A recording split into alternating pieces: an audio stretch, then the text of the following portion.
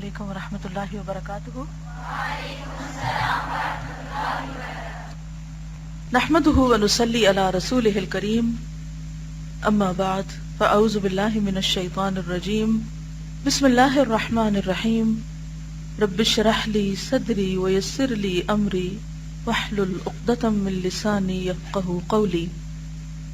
فصل 40، اللہ اور مخلوق کے درمیان دوریاں اور قربتیں۔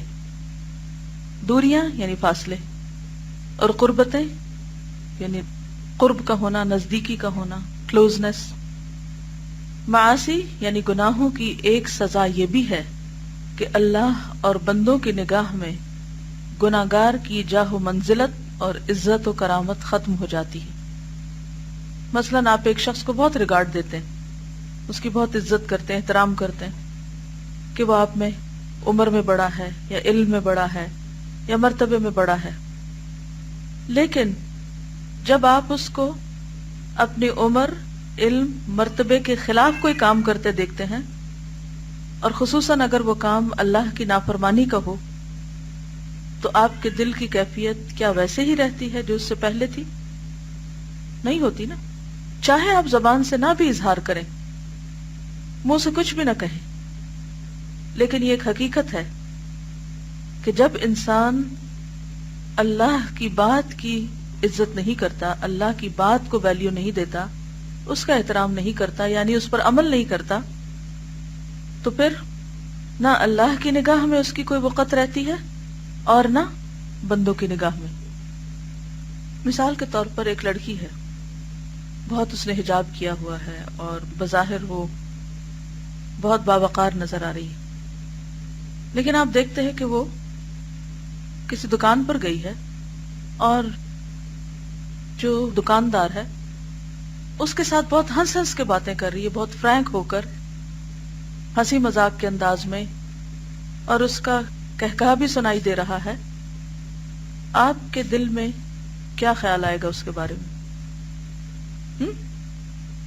انہوں نے ایک مثال بیان کی کہ انہوں نے ایسے ہی ایک لڑکی کو دیکھا تھا، اس نے ان کو نہیں پہچانا کہ انہوں نے فرسٹ ٹائم نقاب پہنا تھا شاید، لیکن وہ لڑکی حجاب میں تھی، نقاب میں تھی، اور دکاندار کے ساتھ غیر ضروری قسم کی باتیں کر رہی تھی، اور دکاندار بھی اس کے ساتھ ہنس ہنس کے بات کر رہا تھا۔ تو ان کو ایک دھچکا سا لگا۔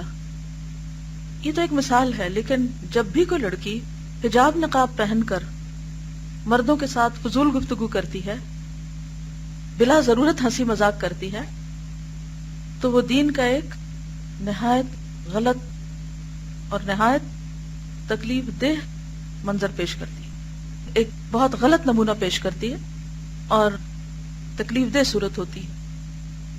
اگر کسی کے اندر بھی بصیرت کی نگاہیں ہوں، انسان کبھی بھی یعنی دین کو ایک طرف چھوڑے، فطری طور پر بھی انسان کی طبیعت اس کو قبول نہیں کرتی۔ جی، آپ وہ حجاب کی حرمت کو پامال کرتی، دوسرے لوگوں کے لیے غلط نمونہ ہوتا ہے، وہ کہتے ہیں کہ کیا یہی اسلام ہوتا ہے؟ کیا حجاب یہی سکھاتا ہے؟ جی ہاں، بعض اوقات وہی مرد اس کے جانے پر اس کا مذاق اڑا رہے ہوتے ہیں۔ ایسی لڑکیوں کو بہت سے لوگ دیکھ کر یہ کہتے ہیں کہ اس سے بہتر ہے حجاب نہ پہنا جائے، وہ حجاب کو برا بھلا کہنے لگتے ہیں، کیونکہ شیطان ان کو وہ لڑکی بلوا دیتا ہے اور حجاب دکھاتا ہے کہ حجاب کا قصور ہے، حجاب بدنام ہوتا ہے۔ اور جو لوگ نیا نیا حجاب لے رہے ہوتے ہیں اور ان کے گھر والے ان سے کنونس نہیں ہوتے، ان کے لیے بھی اور مشکلات کھڑی ہو جاتی ہیں جب لوگ حجاب پہن کر غلط کام کرتے ہیں۔ ایک اور مثال لیجئے کہ کوئی شخص قرآن پڑھا کر آتا ہے درس دے کر، اور وہ کسی کی غیبت شروع کر دیتا ہے، کسی کا مذاق اڑانے لگتا ہے، کسی کے ساتھ آپ اسے دیکھتے ہیں کہ بدتمیزی سے بات کر رہا ہے، آپ کے دل میں کون سے جذبات زیادہ غالب ہوں گے؟ اس کے قرآن پڑھانے کی خدمت، یا قرآن پڑھانے کا جو ایک باوقار اور معظم اور محترم کام ہے اس کی وجہ سے احترام کے جذبات، یا اس کی اس بد اخلاقی اور بدتمیزی پر ایک حیرت اور پریشانی اور اس کی عزت اور احترام میں کمی؟ خود بخود فرق ہو جاتا ہے نا۔ مثلا آپ نے اپنے ہاتھ میں قرآن پکڑا ہوا، کتابیں پکڑی ہوئی ہیں، بیگ پکڑا ہوا ہے جس میں آپ نے بڑی بڑی کتابیں رکھی ہوئی ہیں جو دن بھر آپ پڑھتے رہتے ہیں، اور ساتھ ہی آپ کسی کی برائی شروع کر دیتے ہیں، کسی کی غیبت شروع کر دیتے ہیں، کیا ان کتابوں کی وجہ سے کوئی آپ کا احترام کرے گا؟ یا آپ کی زبان سے کسی کی غیبت سن کر آپ سے دل میں بیزاری کا اظہار کرے گا؟ آپ دیکھیے کہ بعض اوقات ماں باپ کو یہ شکایت ہوتی ہے کہ بچے ان کا احترام نہیں کرتے یا وہ ادب سے پیش نہیں آتے، اور اکثر یہ سنائی دیتا ہے کہ بچے بڑے بدتمیز ہو گئے، بڑے بد اخلاق ہیں. لیکن ماں باپ بھول جاتے ہیں کہ انہوں نے خود بچوں کے سامنے بعض اوقات اللہ کے احکامات کا ادب اور احترام نہیں کیا ہوتا. وہ ان کے سامنے جھوٹ بول رہے ہوتے ہیں، وہ دوسروں کا مذاق اڑا رہے ہوتے ہیں، شوہر بیوی آپس میں لڑ رہے ہوتے ہیں، ایک دوسرے کے ساتھ چیخ چلا رہے ہوتے ہیں، ایک دوسرے کا ادب نہیں کر رہے ہوتے. ایسے بچے جب ماں باپ کو دیکھتے ہیں تو ان کے دل میں ماں باپ کا کیا ادب اور احترام ہوگا؟ پھر وہ ماں باپ کا ادب کیوں کریں گے، عزت کیوں کریں گے؟ تو اسی طرح کوئی بھی گناہ، خواہ زبان کا ہو، خواہ وہ عملی رویے کا ہو، یہ تمام چیزیں انسان کو اللہ کی نگاہ میں بھی بے وقت کرتی ہیں اور بندوں کی نگاہ میں بھی. مثلا کوئی لڑکی الہدیٰ میں آتی ہے ایڈمیشن لینے کے لیے، لیکن وہ دیکھتی ہے کہ جو لوگ ریسیپشن پہ کھڑے ہیں وہ آپس میں لڑ رہے ہیں، یا آگے آتی ہے کلاس میں تو دیکھتی ہے کہ گروپ انچارجز کے درمیان پھر ایک گروپنگ ہوئی ہوئی ہے، دھڑے بندی ہوئی ہوئی ہے. تو اس کے دل میں ایسے لوگوں کا کوئی ادب اور احترام ہوگا؟ ایسے دین کے خادموں کی کوئی بات سنی جائے گی؟ وہ کیا امیج لے کر جائے گی؟ وہ کیا سیکھ کر جائے گی؟ اسی طرح کسی بھی جگہ پر تو دین کی تبلیغ صرف زبان سے نہیں ہوتی، عمل اور رویے سے ہوتی ہے. تو کسی بھی گناہ کی سزا یہ ہے کہ اللہ اور بندوں کی نگاہ میں گناہگار کی جاہ و منزلت اور عزت اور کرامت ختم ہو جاتی ہے. جتنے آپ اللہ کے اطاعت گزار ہوں گے اتنی ہی لوگوں کے دلوں میں آپ کی عزت اور احترام ہوگا. جو بندہ اللہ تعالیٰ کی نافرمانی کرتا ہے اللہ کی نگاہوں سے گر جاتا ہے اور بندوں کی نگاہوں سے بھی. جس کی قدر و منزلت مخلوق اور بندوں میں نہ رہی اور ان کی نگاہوں میں وہ بے قدر اور بے عزت ہو گیا تو مخلوق اس کے ساتھ برتاؤ اور سلوک بھی ویسا ہی کرے گی جو اس کی قدر و منزلت کے خلاف ہے. یعنی پھر کوئی اس کا مقام نہیں پہچانے گا، اس کو عزت نہیں دے گا.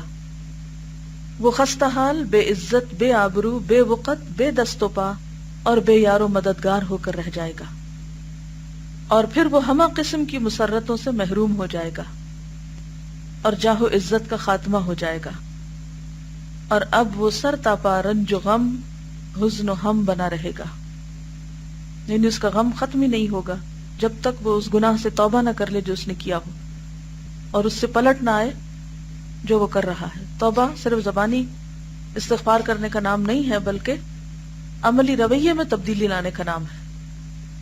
کیونکہ اگر کوئی شخص وہی کرتا جائے جو کر رہا ہے اور زبان سے کہتا جائے میں توبہ کرتا ہوں، میں استغفار کرتا ہوں، تو یہ بھی الٹا ایک جھوٹ ہوگا. وہ کہہ رہا ہے جو وہ کر نہیں رہا. تو استغفار صرف کسی تسبیح پڑھ لینے کا نام نہیں، اپنے رویوں میں تبدیلی لانے کا نام ہے، عمل بدلنے کا نام ہے. اس کی زندگی کی تمام ساعتیں اور سارے لمحے فرحت و مسرت سے خالی ہوں گے. بس اگر شہوت کا نشہ اسے بدمست نہ کر دیتا تو اسے پتا چلتا کہ شہوت رانی اور شہوت کی لذت اندوزی کے مقابلے میں معصیت و نافرمانی کے یہ مصائب و آلام کس قدر دلدوز اور دردناک ہیں. یعنی ایک طرف گناہ سے ملنے والی لذت اور دوسری طرف گناہ کے نتیجے میں آنے والا درد، تکلیف اور مسائل، دونوں میں سے کیا دیر پا ہے؟ کیا دیر پا ہے؟ درد، تکلیف، مسائل، غم، حزن و ملال، پریشانی. خدائے ذوالجلال و ذوالجبروت کی یہ بڑی نعمت اور اس کا زبردست انعام ہے کہ وہ اپنے کسی بندے کا ذکر خیر عام کر دے، دنیا میں اس کے نام کو بلند کر دے اور اس کی جاہ و منزلت، قدر و عظمت، عزت و مقبولیت اور اس کا ذکر جمیل اور شہرت اس قدر بڑھا دے کہ کسی دوسرے کو حاصل نہ ہو سکے. نیک کام کرنے کا یہ دنیاوی فائدہ ہے. اس کا یہ مطلب نہیں کہ انسان نیکی شہرت کی خاطر کرے، لیکن جب انسان جتنا زیادہ اللہ کے لیے خالص ہوتا جاتا ہے، جتنا زیادہ اس کی اطاعت کا حریص ہوتا ہے، اللہ تعالی دنیاوی انعام کے طور پر، جس طرح حدیث میں بھی آتا ہے تلک بشرا عاجلہ للمؤمن، کہ دنیا میں اگر کسی کے کام کی کوئی تعریف ہوتی ہے تو آپ صلی اللہ علیہ وسلم کے الفاظ کے مطابق یہ مومن کو جلد ملنے والی خوشخبری ہے. یہ آخرت کے انعام سے پہلے دنیا میں انعام ملنے لگتا ہے. چنانچہ اللہ تعالیٰ کا ارشاد ہے وَاذْكُرْ عِبَادَنَا إِبْرَاهِيمَ وَإِسْحَاقَ وَيَعْقُوبَ أُولِي الْأَيْدِي وَالْأَبْصَارِ إِنَّا أَخْلَصْنَاهُمْ بِخَالِصَةٍ ذِكْرَ الدَّارِ. سورۃ صاد 45 اور 46 آیا. اور اے پیغمبر صلی اللہ علیہ وسلم، ہمارے بندوں ابراہیم اور اسحاق اور یعقوب کو یاد کرو، یعنی ان کا ذکر خیر کرو، ان کی مثال سامنے رکھو. وہ ہاتھوں اور آنکھوں والے تھے، ہم نے انہیں خاص یاد آخرت کے لیے منتخب فرمایا تھا. ہم نے ان کو چن لیا تھا، خالص کر لیا تھا. کس وجہ سے؟ ایک خاص چیز کی وجہ سے، اور وہ خاص چیز تھی گھر کی یاد، آخرت کی یاد. اللہ تعالیٰ نبی صلی اللہ علیہ وسلم کے سامنے 3 پیغمبروں کا ذکر کر رہے ہیں، ایک باپ، پھر اس کا بیٹا، اور پھر اس کا بیٹا، یعنی ایک جنریشن ہے، یعنی اولاد کے ذریعے ذکر خیر جاری ہے. کیا وجہ تھی؟ 3 خاص باتوں کا ذکر کیا گیا، ان کی 3 کوالٹیز کا ذکر کیا گیا. نمبر 1 اولی الایدی، ہاتھوں والے تھے. ہاتھ تو سب کے ہوتے ہیں، لیکن ان کے ہاتھوں کی تعریف کیوں کی گئی؟ کیونکہ انہوں نے اپنے ہاتھوں سے اچھے اچھے کام کیے. مثلا ابراہیم علیہ السلام نے اللہ کا گھر بنانے کے لیے اپنے ہاتھوں سے اینٹوں کو ڈھویا، پتھر کاٹے اور اٹھا کر سر پہ رکھے اور دیوار چن دی، پوری عمارت بنا دی، اللہ کا گھر بنایا. پھر اس کے بعد اس گھر کو صاف کیا اللہ کے حکم کے مطابق. جب اللہ سبحانہ وتعالی نے فرمایا طہر بیتی للطائفین والعاکفین والرکع السجود، یہ دونوں کام، عمارت کی تعمیر اور عمارت کی صفائی، کس سے ہوتے ہیں؟ ہاتھوں سے.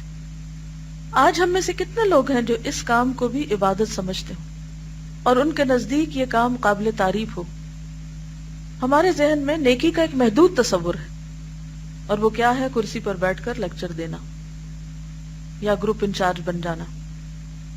اور باقی کام جو ہاتھوں سے کیے جاتے ہیں، چاہے وہ قلم سے لکھنے کا ہو، چاہے وہ کی بورڈ پہ ٹائپ کرنے کا ہو، چاہے وہ جھاڑو لگانے کا ہو، چاہے وہ ہانڈی میں چمچ ہلانے کا ہو یا صفائی کرنے کا ہو، وہ کام ہمارے نزدیک عموماً نیکی کا کام نہیں ہوتے.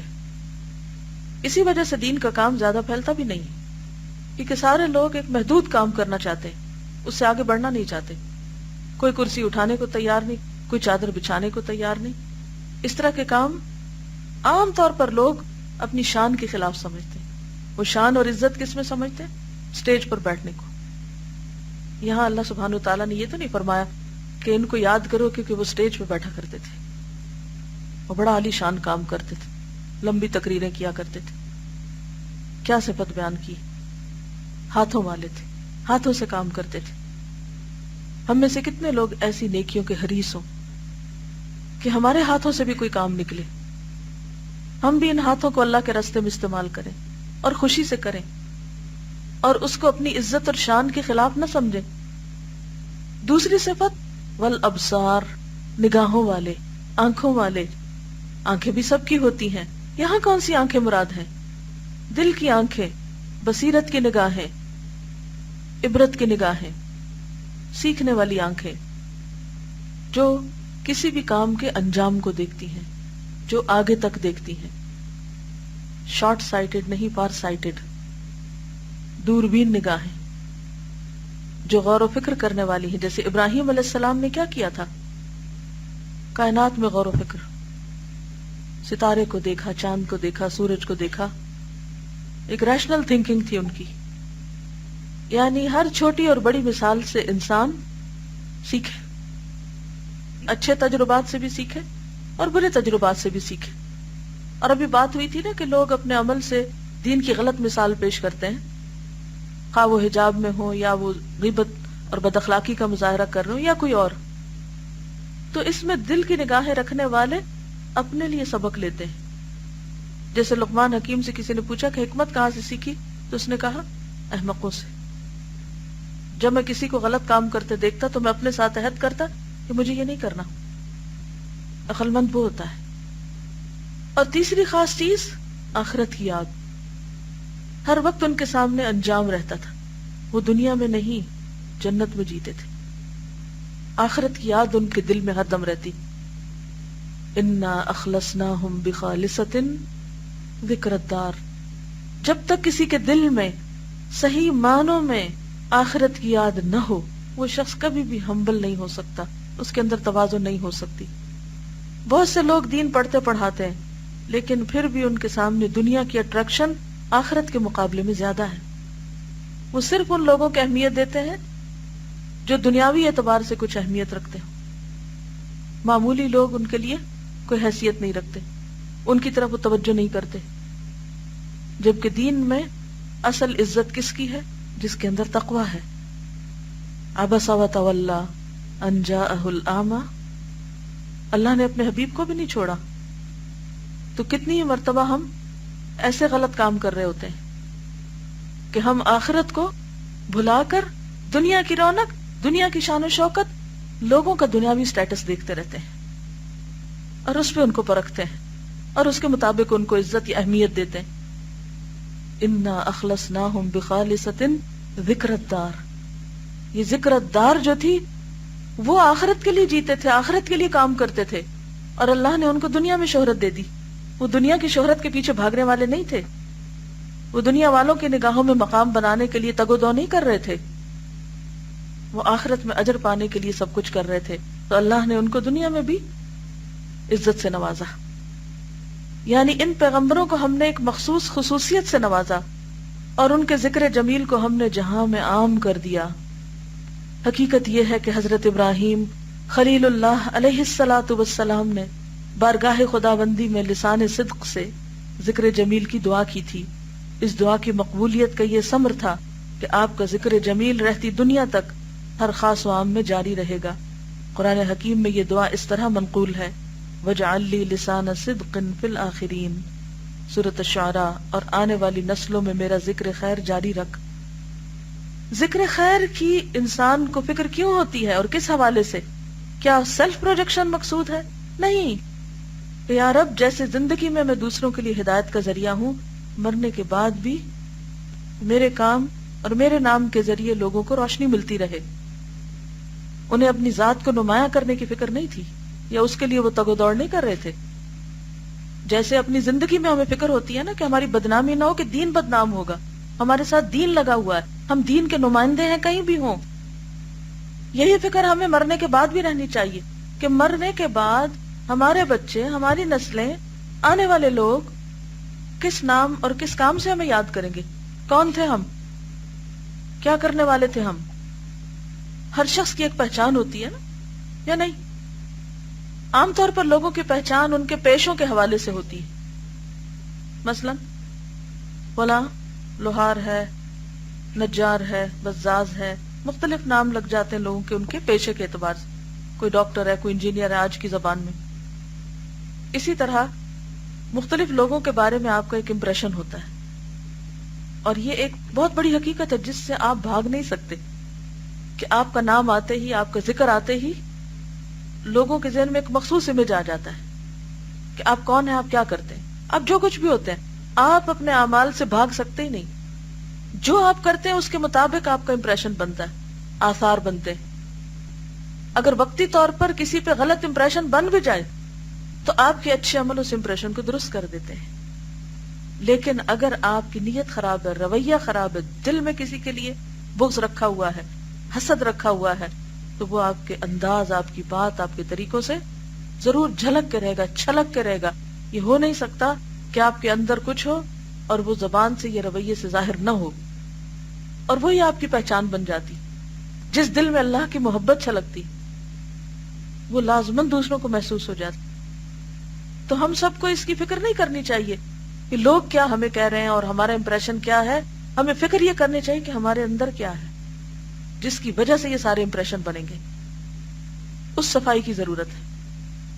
اور حضرت صلی اللہ علیہ وسلم کے ذکر جمیل کے متعلق قرآن حکیم ناطق ہے، وَرَفَعْنَا لَكَ ذِكْرَكَ، سورۃ الشرح آیہ 4، اور ہم نے تمہارے ذکر خیر کا آوازہ بلند کر دیا۔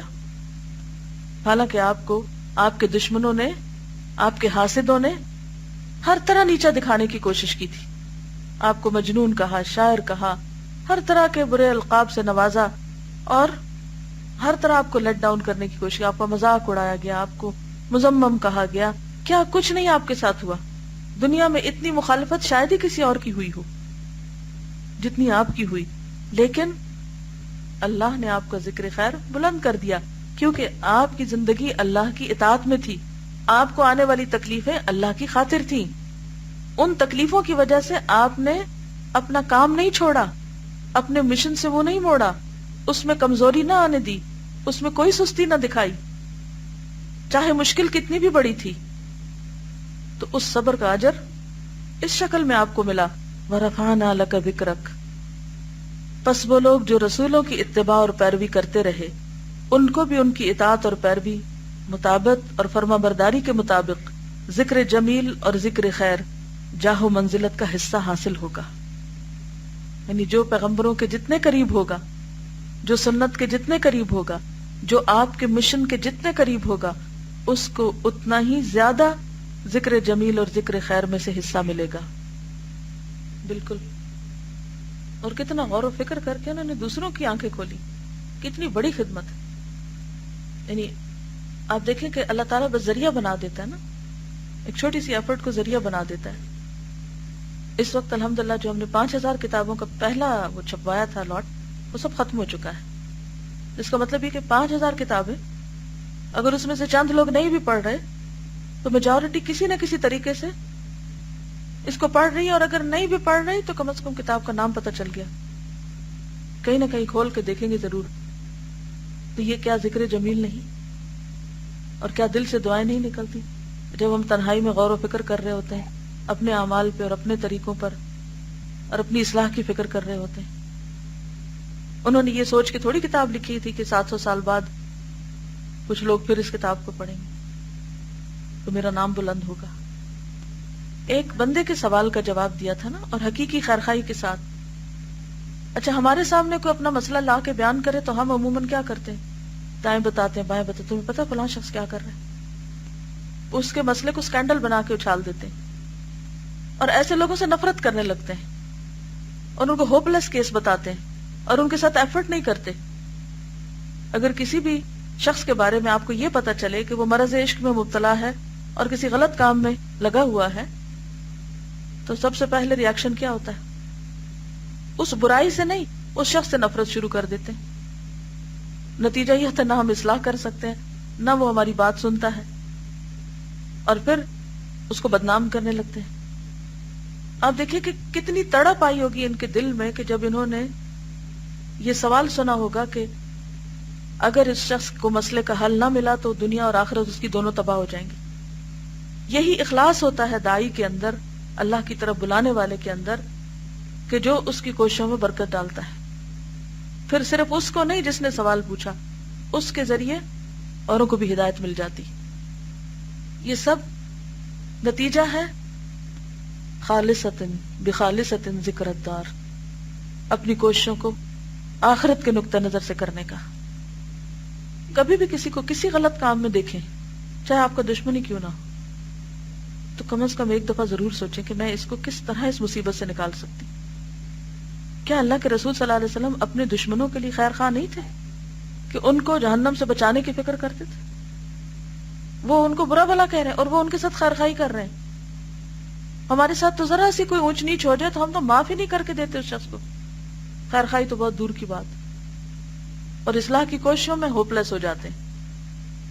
جو ان کی مخالفت کریں گے، یعنی پیغمبروں کی اور ان کے طریقوں کی، معصیت اور گناہوں سے اپنے آپ کو آلودہ کریں گے، وہ بقدر مخالفت و معصیت پیغمبروں کی اس میراث اور ترکے سے محروم رہیں گے۔ یعنی ذکر جمیل کس کا ترکہ ہے، کس کی وراثت ہے؟ پیغمبروں کی۔ تو پیغمبروں کی وراثت کس کو ملتی ہے؟ جو پیغمبروں والا کام کرے۔ اور پیغمبروں نے صرف لیکچر نہیں دیے تھے، یاد رکھیے، انہوں نے اپنے ہاتھ بھی استعمال کیے تھے، اپنی نگاہیں بھی اور دل بھی. دلوں میں دنیا کی محبت نہیں، آخرت کی یاد بسائی تھی.